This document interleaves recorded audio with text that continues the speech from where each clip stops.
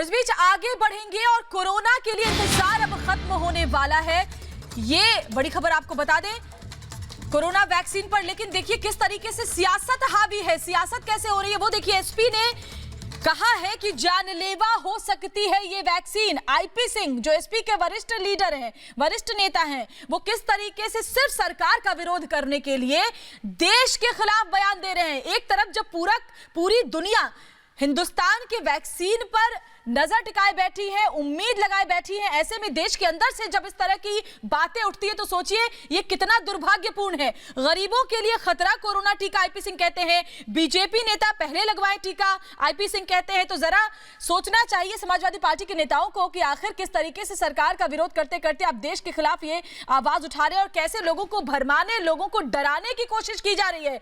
वो वैक्सीन जो पूरी तरीके से सेफ है, जिस पर मुहर लग चुकी है, उसको लेकर के समाजवादी पार्टी का कहना है कि जानलेवा हो सकती है वैक्सीन। ये लोगों को डराने के लिए, ये देश को बदनाम करने के लिए जानबूझकर इस तरह की बातें कही जा रही हैं। आपको याद होगा इससे पहले अखिलेश यादव ने भी कहा था कि पहले प्रधानमंत्री मोदी खुद लगवाए, मैं नहीं लगाऊंगा बीजेपी का वैक्सीन।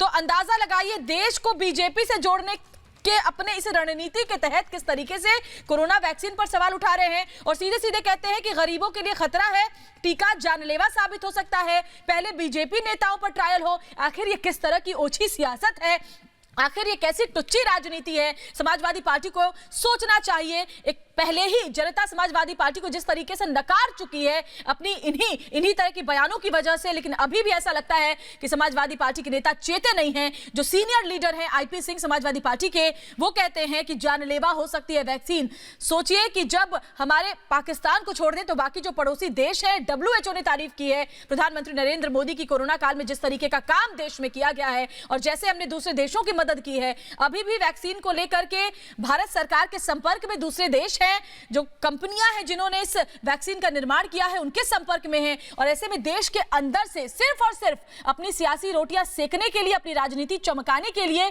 आप अपने देश में निर्मित स्वदेशी वैक्सीन पर सवाल उठाने लगते हैं तो हास्यास्पद, इससे बड़ा और इससे दुर्भाग्यपूर्ण कुछ नहीं हो सकता जब आप ये कहते हैं कि बीजेपी नेताओं पर पहले ट्रायल हो, जबकि प्रधानमंत्री पहले कह चुके हैं कि किसी भी तरह का वीआईपी कल्चर नहीं चलेगा। उन्होंने सबको पहले हिदायत दे दी है जब मुख्यमंत्रियों के साथ उनकी बैठक हुई थी कि सिर्फ और सिर्फ सबसे पहले जो फ्रंट लाइन वर्कर्स है उनको लगेगा, कोई वीआईपी ट्रीटमेंट किसी को वैक्सीन को लेकर नहीं मिलेगा, कोई अपनी क्यू को तोड़कर आगे नहीं बढ़ेगा। प्रेम शुक्ला बीजेपी नेता हमारे साथ इस वक्त फोन लाइन पर जुड़ गए हैं, उनसे बात करते हैं। प्रेम शुक्ला जी, बहुत दुर्भाग्यपूर्ण है कि जब सरकार का विरोध करते करते विपक्षी पार्टियां देश के खिलाफ बोलने लगती हैं, एक तरफ जब पूरी दुनिया वैक्सीन को लेकर भारत की तरफ देख रही है, ऐसे में समाजवादी पार्टी का कहना है कि जानलेवा हो सकती है वैक्सीन। समाजवादी पार्टी के विविध नेता अखिलेश सिंह यादव समेत जिस तरह की बातें कर रहे हैं उससे ये सिद्ध होता है कि समाजवादी पार्टी समाजद्रोही पार्टी बन गई है। स्वयं अखिलेश सिंह यादव इसको भारतीय जनता पार्टी की वैक्सीन कहते हैं। उनके एक विधायक जो है वो कहते हैं कि इस वैक्सीन से लोग नपुंसक हो जाएंगे। ये आईपी सिंह उनके प्रवक्ता हैं, वो कहते हैं कि पहले भारतीय जनता पार्टी के लोन लेना चाहिए।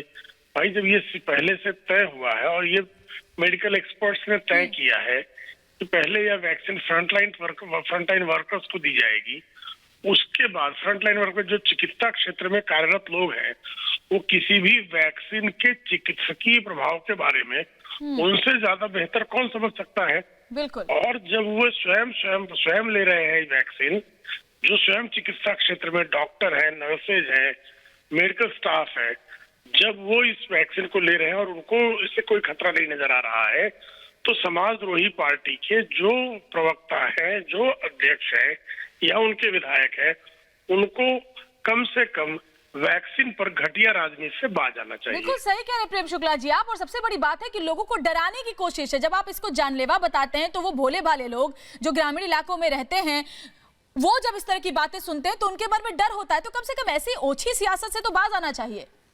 निश्चित तौर पर इसीलिए उनको हम समाजद्रोही पार्टी करें, क्योंकि वो समाज में जिस तरह से समाज को जागरूक करने की बजाय समाज में भय उत्पन्न करने का जिस तरह का उनका प्रयास है, वो एक चिकित्सकीय क्रांति जो भारत के वैज्ञानिकों ने अर्जित की है। भारत के वैज्ञानिकों ने जिस तरह से भारत के नागरिकों के प्राणों की रक्षा करने के लिए एक उपलब्धि हासिल की है और जिस तरह से इस वैक्सीन को फ्रंटलाइन वर्कर्स तक और कालांतर में जो है वृद्धों तक और बाद में जो है सामान्य लोगों तक पहुंचाने की एक प्रक्रिया प्रारंभ हुई है, जी उस प्रक्रिया को बाधित करने का दुष्कर्म कर रहे हैं। बिल्कुल, इन्होंने पहले भी राजनीति करने की कोशिश की, कामयाब नहीं हुए, तो अब जाकर के लोगों को डरा रहे हैं, बरगला रहे हैं। बहुत बहुत शुक्रिया प्रेम शुक्ला जी हमसे बातचीत करने के लिए। तो देखिए किस तरीके से देश की वैक्सीन जिस पर पूरी दुनिया की निगाहें हैं उसको लेकर समाजवादी पार्टी राजनीति कर रही है। समर्थ हमारे सहयोगी इस वक्त फोन लाइन पर हमारे साथ जुड़ गए हैं। समर्थ, समाजवादी पार्टी शायद ये समझ नहीं पाती कि सरकार का विरोध करने और देश का विरोध करने में फर्क होता है। अखिलेश यादव ने भी इस तरह से बीजेपी की वैक्सीन करार दिया था और अब आईपी सिंह जो सीनियर लीडर है समाजवादी पार्टी के कहते हैं कि गरीबों के लिए खतरा है कोरोना का टीका। देखिए, समाजवादी पार्टी के लिए ये कुछ नया नहीं है। शुरुआत अखिलेश यादव से हुई थी, जिसके बाद उनके एक एमएलसी ने इस तरह की भाषा बोली और अब आईपी सिंह स्पोक्स पर्सन जो समाजवादी पार्टी के हैं, जो इस तरह की लैंग्वेज यूज करने के लिए जाने जाते हैं, जो अक्सर में जो ट्विटर हैंडल पर कंट्रोवर्शियल ट्वीट करते हैं, उन्होंने एक बार फिर से वैक्सीन पर हमला किया और कहा है वैक्सीनेशन गरीबों की जान लेने वाला साबित हो सकता है। वैक्सीनेशन का ट्रायल सबसे पहले भाजपाइयों के ऊपर किया जाए। मुझे समझ में